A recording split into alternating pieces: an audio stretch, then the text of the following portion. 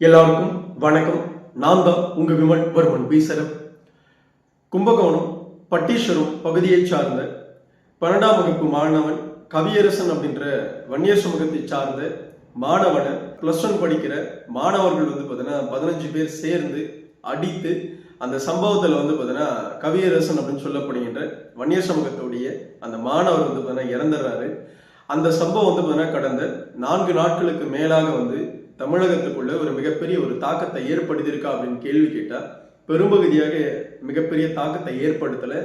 இதையெல்லாம் தாண்டி பார்த்தீங்கன்னா இதை பற்றிய பேச்சுக்கள் பெரும்பகுதியாக பாட்டாளி மக்கள் கட்சியை சார்ந்தவர்களை தவிர யாருமே எந்த கட்சிகளும் எந்த ஊடகங்களும் பெரும்பகுதியாக இந்த விஷயத்தை பெரிய விஷயமாக மாற்றப்படலை. நானும் இந்த விஷயத்தை 2 நாட்களுக்கு முன்னாடி தான் கேள்விப்பட்டதுல என்னால் பேசுறதுக்கான அந்த சூழல் அமையல. கடந்த 2 நாட்களாக நம்மளுடைய சேனல் நீங்க பார்த்துருந்தீங்க அப்படின்னா நான் எந்த ஒரு காணொலியிலும் இருந்திருக்க மாட்டேன். சூழல் அமையல. இந்த சூழல்ல பார்த்தீங்கன்னா நம்ம பல விஷயங்களை இந்த சோசியல் மீடியாவில் தொடர்ச்சியாக பார்த்துக்கிட்டே இருந்தோம். குறிப்பா வன்னியர் சமூகத்துடைய மாணவர் பார்த்தீங்கன்னா எந்த சமூகத்தை சார்ந்த மாணவர்கள் அடிச்சிருக்காங்க அப்படின்னா தலித் சமூகத்தை சார்ந்த 15 மாணவர்கள் சேர்ந்துதான் அடித்து பார்த்தீங்கன்னா அவர் இறந்திருக்கிறாரு. இந்த சம்பவத்தை தொடர்ச்சியாக பார்த்தீங்கன்னா வழக்கு கொடுத்து 7 பிரிவின் கீழே பார்த்தீங்கன்னா 5 மாணவர்களை மட்டும்தான் கைது பண்ணியிருக்காங்க. இன்னும் 10 மாணவர்களை கைது பண்ணல. அந்த சம்பவத்துக்குள்ள பார்த்தீங்கன்னா எந்த ஒரு நடவடிக்கையும் காவல்துறை எடுக்கல. அதற்கான முழு முயற்சியும் எடுத்துட்டு இருக்கிறாங்க பாட்டாளி மக்கள் கட்சியை சார்ந்தவர்கள். ஆனால் இருந்தும் கூட இந்த சமூக நீதியை பத்தி பேசுறவன், சாதி ஒழிப்பை பத்தி பேசுறவன், மக்களுடைய விடுதலையை பத்தி பேசுறவன், இப்படி ஏகப்பட்ட கம்பி கட்டுற கதைகளை சாதியே தேவையில்லை, சாதியத்தை தாண்டி வாழ்வோம், இதை வாழ்வோம், அதை வாழ்வோம் அப்படின்னு சொல்லிக்கிட்டு ஏகப்பட்ட விஷயங்களை பேசிக்கிட்டு பார்த்தீங்கன்னா ஊரை ஏமாத்திட்டு இருக்கிற குறிப்பிட்ட கும்பல்கள் பார்த்தீங்கன்னா இந்த சம்பவத்தை பத்தி வாயை திறக்கல. இன்னும் ஒருபடி மேல போய் சொல்லணும் அப்படின்னா திமுகவுடைய பள்ளி கல்வித்துறை அமைச்சர், புரியுதுங்களா, கரூர்ல ஒரு சம்பவம் நிகழ்ந்தது. அந்த சம்பவத்துல பார்த்தீங்கன்னா ஐயோ பச்சை பிள்ளைங்கெல்லாம் படிக்கிற பிள்ளைங்கெல்லாம் இறந்துட்டாங்களே அப்படின்னு வருத்தப்பட்டாரு. அந்த வருத்தத்தை நாமளும் பார்த்தீங்கன்னா வரவேற்கிறோம். அதே வருத்தம் கும்பகோணத்துல பார்த்தீங்கன்னா ஒரு வன்னிய மாணவர் பார்த்தீங்கன்னா அடித்து கொலை செய்யப்பட்டிருக்கிறாரு 15 மாணவர்களால. அதற்கான எந்த ஒரு கண்டன அறிக்கையோ எந்த ஒரு நிலைப்பாட்டையோ பார்த்தீங்கன்னா இன்னைக்கு வரைக்கும் அறிவிக்கல பள்ளி கல்வித்துறை சார்பாக அன்பில் மகேஷ் பொய்யாமொழி அவர்கள். பார்த்துக்குங்க, புரியுதுங்களா. இதையெல்லாம் தாண்டி இந்த பட்டியல் சமூகத்தை சார்ந்த மக்களுக்கு ஏதாவது ஒரு பாதிப்பு அப்படின்னா குரல் கொடுக்கிற ஒரு இடத்துல நியாயத்தை பேசுறேன், நான் தர்மத்தை பேசுறேன், நாங்க எங்களுடைய வழிகளை பேசுறேன் அப்படின்னு சொல்லிட்டு பாரஞ்சித் அப்படின்னு சொல்ற அந்த கும்பல் பார்த்தீங்கன்னா பல விஷயங்களை பேசிட்டு இருப்பாங்க. வரவேற்கிறோம், புரியுதுங்களா. உங்கள் சமூகம் பார்த்தீங்கன்னா அடையிற பிரச்சனைகளை பேசுறீங்க அப்படின்னா உங்கள் சமூகத்தால மற்ற சமூகத்தை சார்ந்தவர்கள் பார்த்தீங்கன்னா இவ்வளவு தூரம் பிரச்சனைகளை அனுபவிச்சுட்டு இருக்காங்க அப்படின்ற வரும்பொழுது அதை பற்றியும் பேசணும்ல. ஏன் வாயை திறக்க மாட்டிருக்கானுங்க? கும்பகோணத்துல ஒரு மாணவர் அடித்து கொல்லப்பட்டிருக்கிறார். இதே இடத்துல வன்னியர் சமூகத்தை சார்ந்த இளைஞர்கள் ஒண்ணு சேர்ந்து ஒரு பட்டேல் சமூகத்தை சார்ந்த ஒரு இளைஞரை இப்படி ஒரு விஷயம் பண்ணியிருந்தா இன்னைக்கு ஒட்டுமொத்த தமிழகம் மட்டும் கிடையாது, இந்தியா முழுக்க இந்த விஷயம் பத்தி எரிஞ்சிருக்கும், புரியுதுங்களா. ஆனா இங்க வன்னியர்கள் பார்த்தீங்கன்னா இவ்வளவு தூரம் பாதிக்கப்பட்டா எவனும் பேசுறதில்ல. இந்த சாதி ஒழிப்பு பேசுறான் தெரியுமா, அவன் கூட பேசுறது. இதுதான் மிகப்பெரிய ஒரு வியப்பு. கடந்த ஒரு 8-9 மாதங்களுக்கு முன்னாடி ராணிப்பேட்டையில் இப்படி ஒரு சம்பவம் நிகழ்ந்தது, புரியுதுங்களா. பட்டியல் சமூகத்தை சார்ந்த இளைஞர்கள் பார்த்தீங்கன்னா ஒரு வன்னியர் சமூகத்தை சார்ந்த ஒரு இளைஞர் மீதும் அப்புறம் கோணார் சமூகத்தை சார்ந்த ஒரு இளைஞர் மீதும் கிரிக்கெட் விளையாடிட்டு இருக்காங்க, கிரிக்கெட் நல்லபடியா விளையாடுறாங்கன்ற ஒரே ஒரு காரணத்துக்காக பெட்ரோலை ஊற்றி எரிச்சு கொண்டாடுங்க, புரியுதுங்களா. அந்த சம்பவத்தை கூட எவனுமே வாயை திறந்து பேசல, நம்மை தவிர. இப்படியாப்பட்ட சாதி வெறியோட தெரிஞ்சிட்டு இருக்கிற இந்த தற்குறிகள், இந்த சாதி வெறி ஆட்கள் தொடர்ச்சியாக பார்த்தீங்கன்னா இந்த 2-3 நாட்களாக என்ன ஒரு விஷயத்த பண்ணிட்டு இருக்காங்க அப்படின்னா கும்பகோணத்துல பார்த்தீங்கன்னா பாதிப்படைஞ்சது ஒரு வன்னியர் சமூகத்தை சார்ந்த இளைஞர். அவர் அடித்து கொல்லப்பட்டிருக்கிறாரு. இந்த சம்பவத்தை மறைக்கிறதுக்காக தொடர்ச்சியாக இந்த ரஞ்சித் அண்ட் கோ அப்படின்னு ஒரு கும்பல் இருக்கும். நீலம் பப்ளிகேஷன் அப்படின்னு சொல்லிட்டு ஒரு பப்ளிகேஷன் நடத்திட்டு இருக்கிறாங்க. சோசியல் மீடியாவில் ஃபேஸ்புக்கில் பார்த்தீங்கன்னா இருக்காங்க. அந்த ஃபேஸ்புக்கில் போய் பாருங்க. அவங்க கடைசியாக பார்த்தீங்கன்னா ஒரு ரீல்ஸ் பதிவு பண்ணியிருப்பாங்க. அந்த ரீல்ஸ் என்ன அப்படின்னா சேலத்தில் எங்கேயோ பார்த்தீங்கன்னா எவனோ அவனுடைய நிலத்துல சோற கட்டிட்டானா, புரியுதுங்களா. அதுக்கு பக்கத்திலே பார்த்தீங்கன்னா பட்டியல் சமூகத்தை சார்ந்தவர்கள் பார்த்தீங்கன்னா வாழ்ந்துட்டு இருக்காங்க, புரியுதுங்களா. இந்த விஷயத்த இந்த சம்பவத்துல எடுத்துட்டு சாதி வெறியை சார்ந்த வன்னியர்கள் வந்து பார்த்தீங்கன்னா சோரை கட்டி தலித் மக்களை வந்து பார்த்தீங்கன்னா வஞ்சனை செய்கிறாங்க, எங்களை இவ்வளவு தூரம் பேசுறாங்க, அசிங்கமா பேசுறாங்க அப்படின்னு இந்த விஷயத்தை மடைமாட்டுறாங்க. கும்பகோணத்துல வந்து பார்த்தீங்கன்னா ஒரு 15 தலித் மாணவர்கள் வந்து பார்த்தீங்கன்னா அடித்து ஒரு வன்னியர் சமூகத்துடைய இளைஞரை வந்து கொண்டுட்டாங்க தெரியுமா? இந்த சம்பவத்தை மறைப்பதற்காக இவ்வளவு பெரிய ஒரு கேவலமான வந்து பார்த்தீங்கன்னா ஒரு வேலையை தன்னுடைய வந்து பார்த்தீங்கன்னா அந்த நீலம் பப்ளிகேஷன் மூலம் வந்து பார்த்தீங்கன்னா பாரிஞ்சத் அண்ட் கோ முன்னெடுத்திருக்கு. இது மட்டும் கிடையாது, தொடர்ச்சியாக வந்து பார்த்தீங்கன்னா எங்கெல்லாம் வந்து ஸ்கூல் பசங்க பஸ்ல போகும்போது வந்து பார்த்தீங்கன்னா திருவாரூர் பக்கம் ஏதோ ஒரு இடத்துல சம்பவம் நிகழ்ந்துருச்சான்.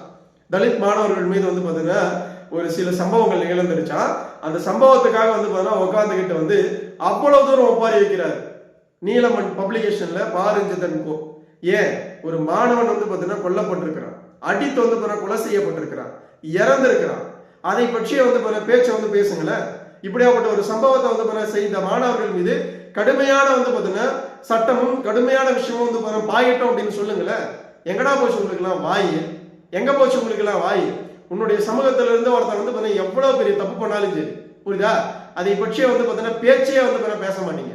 ஆனா நீங்க எல்லாம் சாதி வெறி அற்றவர்கள், உங்களுக்கு சாதி வெறி கிடையாது, உங்களுக்கு எதுவுமே கிடையாது, சாதியை பற்ற சிந்தனை கூட கிடையாது.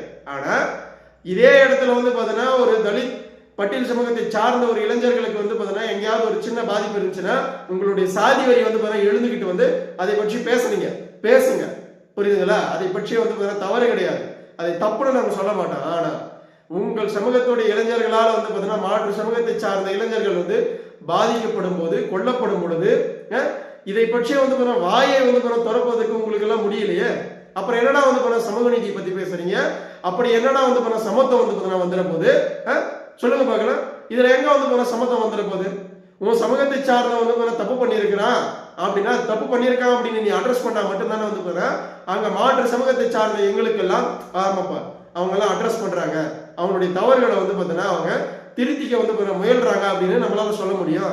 ஆனா அதை செய்ய மாட்டேங்கிறீங்களே, அதை பற்றிய வந்து பார்த்தீங்கன்னா பேச்ச கூட பேச மாட்டிருக்கீங்களே, வாயை திறக்க மாட்டிருக்கீங்களே. அப்போ உங்களுக்கு அந்த சாதி வெறியும் சாதி வெறி புத்தியும் வந்து பார்த்தீங்கன்னா உங்களுடைய மனசுக்குள்ள இருக்கிறதுனால தான் இந்த வேலையை பார்க்குறீங்க.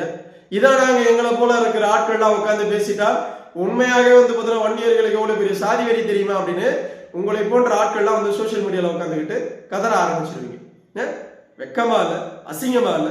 உங்களுடைய இளைஞர்களை வந்து எங்க கூட்டிட்டு போயிருக்கீங்க தெரியுங்களா? 15 மாணவர்கள் சேர்ந்து ஒரு வன்னியர் சமூகத்துடைய இளைஞரை வந்து கொலை பண்ணியிருக்கானுங்க. எவ்வளவு கேவலமான வந்து பார்த்தீங்கன்னா ஒரு சமூகமாக வந்து பார்த்தீங்கன்னா மாறி இருக்கீங்க தெரியுமா?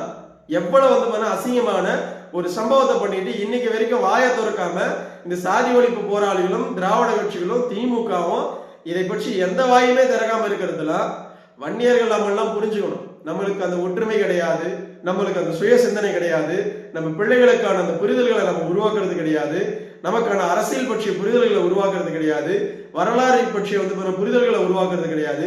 எந்த புரிதல்களும் இல்லாம நம்ம சமூகத்தை சார்ந்த இளைஞர்கள் வந்து பள்ளி கல்லூரிகளுக்கு போகும்போது வெளுத்ததெல்லாம் பால் அப்படின்னு நினைச்சுக்கிட்டு எல்லாரோடையும் பழகிறது, எல்லாரோடையும் வந்து பார்த்தீங்கன்னா பேசுறதுன்ற இடத்துடைய பிம்பமாக இவர்கள் செய்யும் இந்த அட்டுழியங்கள் வந்து பார்த்தீங்கன்னா இன்னைக்கு கொலையில வந்து முடிஞ்சிருக்கு.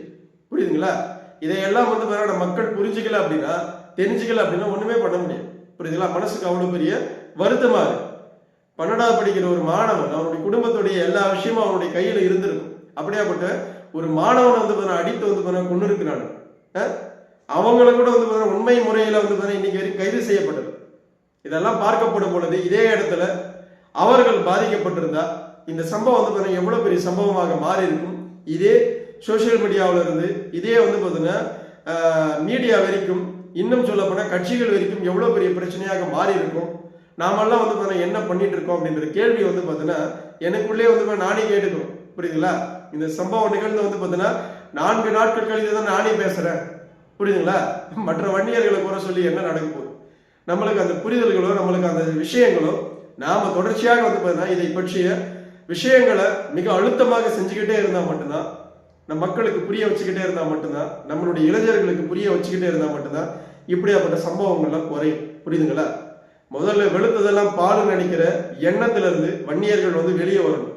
எது சரி எது தவறு, இவர்கள் எல்லாம் என்ன செய்வாங்க அப்படின்ற சுய சிந்தனை வந்து நமக்குள்ள இருக்கணும். புரியுதுங்களா? அப்படி இல்லை அப்படின்னா நம்ம மேல வந்து சாதி வெறி பட்டத்தை கட்டிட்டு மிகப்பெரிய ஒரு சாதிய வெறியர்களாக இப்படியாப்பட்ட ஆட்கள்லாம் உருவாகிட்டு இருக்கிறாங்க.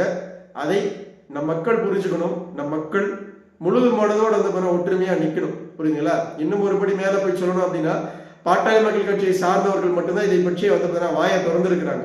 அதிமுக சார்ந்த வன்னியர்களோ, திமுக சார்ந்த வன்னியர்களோ, இல்ல வந்து பாஜக சார்ந்தவர்களோ, இன்னும் இதர ஏகப்பட்ட கட்சிகள் இதை பற்றி வந்து வாயவே பெரும்பகுதியா திறக்கல. புரியுதுங்களா?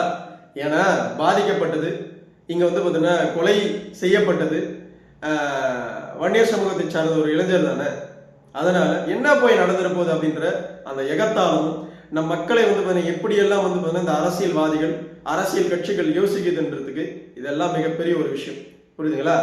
கவின்ற ஒரு பட்டியல் சமூகத்தை சார்ந்த ஒரு இளைஞன் வந்து கடந்த சில மாதங்களுக்கு முன்னாடி வந்து பார்த்தீங்கன்னா சில சம்பவம் நிகழ்ந்தது. அந்த விஷயத்த எவ்வளவு தூரம் வந்து சோசியல் மீடியாவில் டிபேட்டா மாத்தினாங்க, எவ்வளவு பெரிய இஷ்யூவா மாத்தினாங்க, அதற்காக எவ்வளவு பெரிய விஷயங்கள்லாம் நிகழ்ந்தது அப்படின்னு நான் சொல்லி உங்களுக்கு தெரிய வேண்டிய அவசியமே கிடையாது. ஆனா அதே போல இந்த சம்பவம் வந்து நிகழ்ந்திருக்கா? ஒரு பள்ளி மாணவர் +2 படிக்கிற ஒரு மாணவர் 15 மாணவர்கள் சேர்ந்து தாக்கி கொலை செஞ்சிருக்காங்க. இந்த சம்பவத்தில் அவ்வளவு பெரிய சம்பவம் நிகழ்ந்திருக்கா? படிச்சுட்டு இருந்த ஒரு பையன், அவனுடைய வாழ்க்கை என்ன, அதை பற்றிய சுய சிந்தனையோட இங்க அனைவரும் பேசியிருக்காங்களா அப்படின்னு கேட்டா யாருமே பேசலன்றதுதான் இங்க மிகப்பெரிய ஒரு வேடிக்கை. என்னைக்கு நாம திருந்த போறோம் அப்படின்னு தெரியல. வன்னியர்களுக்கு என்னைக்கு அந்த புரிதல் வந்து கண்ட கண்ட கட்சிகளுக்கு ஓட்டு போட்டு அவர்களை வந்து கோட்டைக்கு அனுப்பிட்டு அவர்கள்கிட்ட நம்ம நியாயத்தை கேட்டோம் அப்படின்னா அவன் எப்படி பேசுவான்? திமுக இருக்கிறவங்க யாராவது வாயை திறந்தாங்களா? திமுக கட்சிக்காரங்க யாராவது வாயை திறந்து இதை பற்றி ஒரு பேச்சாவது பேசினாங்களா? கிடையவே கிடையாது. வன்னியர்கள் மீண்டும் மீண்டும் புரிஞ்சுக்கணும். வன்னியர்களுக்கு அந்த புரிதல்கள் இல்லை அப்படின்னா நம்மை எங்கே எடுத்துட்டு போய் விடுவாங்கன்னே தெரியாது.